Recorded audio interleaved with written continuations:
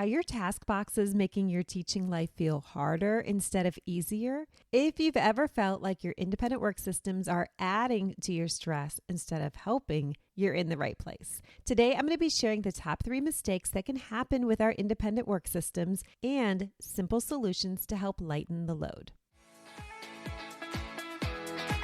Hey, special educators, I'm Jennifer from Positively Learning. Welcome to the Special Educators Resource Room. If you're like me, you're always looking for ways to save time and streamline your work. That's why this podcast was created, to give you the systems and solutions you need to get your time back. Tune in for tips, tricks, and tools that will help you manage your workload and make the most of your time. Whether you're brand new or experienced, all are welcome in the Special Educators Resource Room. Hey, special educators, it's Jennifer from Positively Learning. Thanks so much for tuning in. In this quick episode, I'll be sharing the most common task box pitfalls and, more importantly, how to avoid them with easy to implement fixes. And stay tuned for a bonus tip at the end that could save you hours of prep time. As always, whenever I mention task boxes as part of your independent work system, feel free to substitute something else that might be working better for you in your classroom, like file folders or work binders.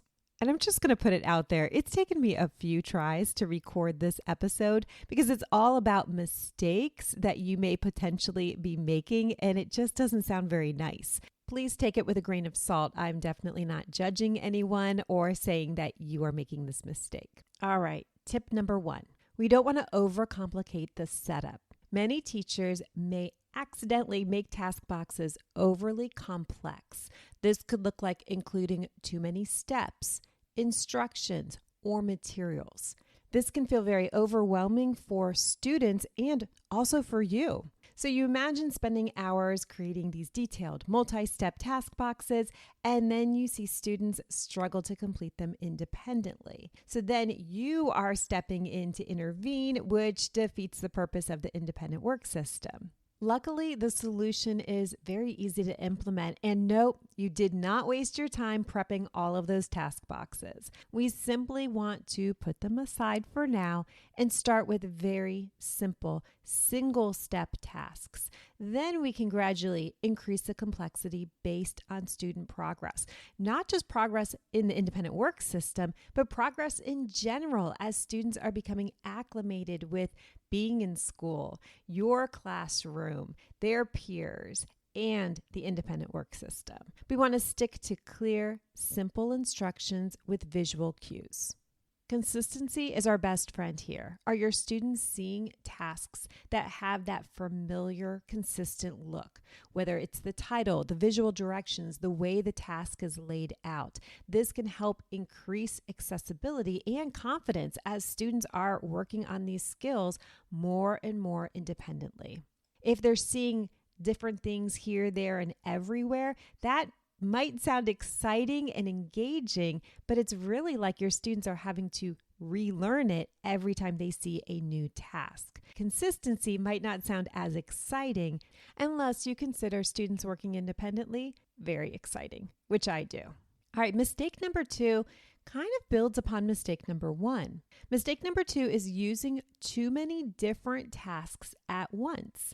Many teachers believe they need to constantly refresh and rotate task boxes, which can be very overwhelming and it's unnecessary. In reality, students benefit from that consistent, familiar task that helps them build mastery over time. So you might be thinking you need to swap out task boxes every single week. But this can actually confuse students and disrupt their learning. Constantly changing tasks can overwhelm you with prep and leave students struggling to keep up.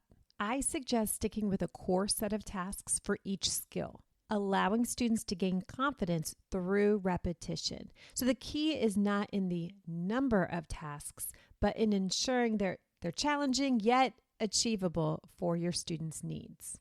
Okay, real talk. What exactly does this look like? Of course, every classroom is going to be different, but I found that our sweet spot was usually doing about 3 tasks in one sitting.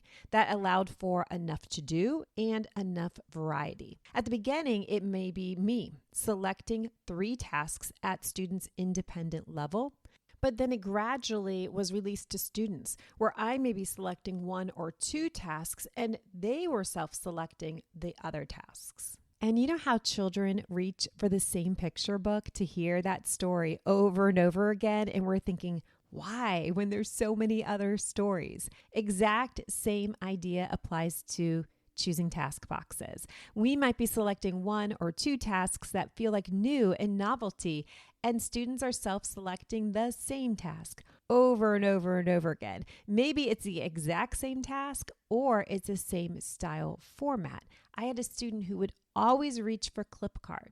Anything that's a clip card. I could teach calculus with clip cards because this student loved them. So let's revisit mistake number 2, feeling like we constantly need to refresh and rotate task boxes. That's unnecessary. Yes, we can keep adding to it, but it's okay for students to repeat tasks. In fact, that may be where the magic of learning occurs.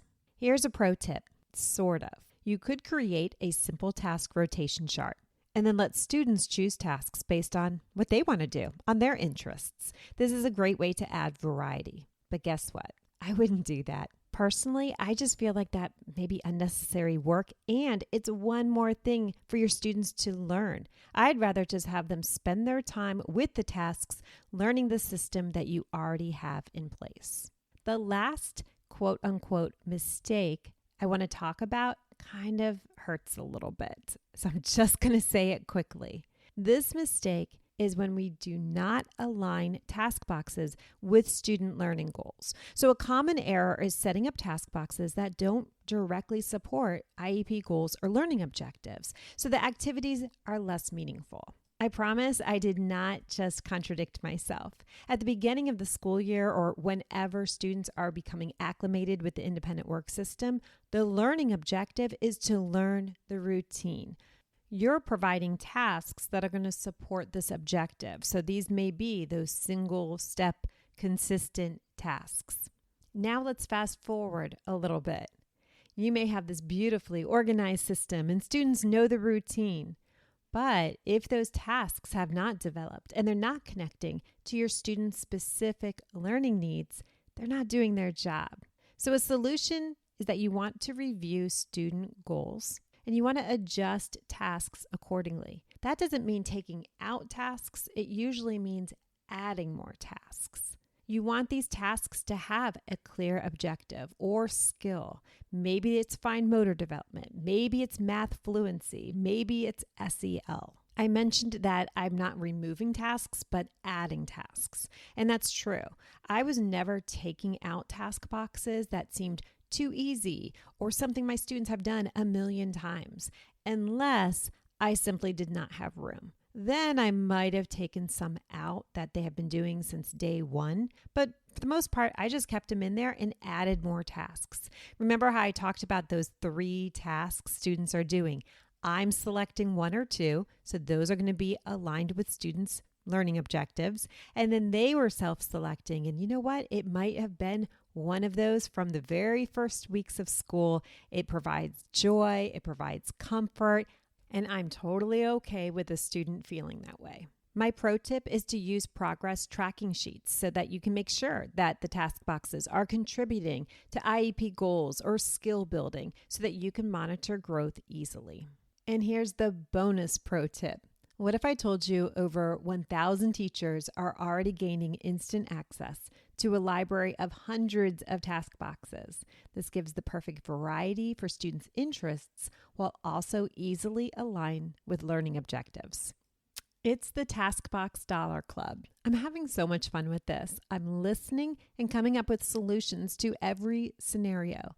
There's the visual supports and routines, labels, setup, token boards, data tracking pages, and of course, hundreds of tasks. I'll put a link in the show notes to the Taskbox Dollar Club, and I will also put a link to a spreadsheet. You can look at the spreadsheet. It has the list of all of the tasks that are currently in the club, so you can see if these align to what your students need. And be sure to check the list often because new sets are added every month. There's just no need to keep reinventing the wheel when everything's ready to go for you. I hope this episode was helpful for you. By avoiding these common mistakes, mainly overcomplicating things, you can turn task boxes into one of your classroom's most powerful tools.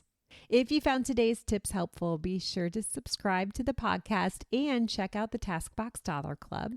I'll put the link in the show notes.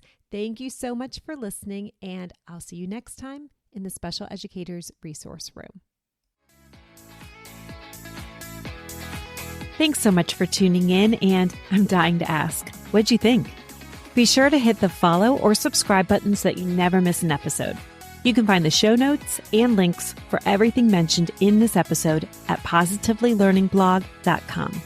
See you next week for more special education solutions.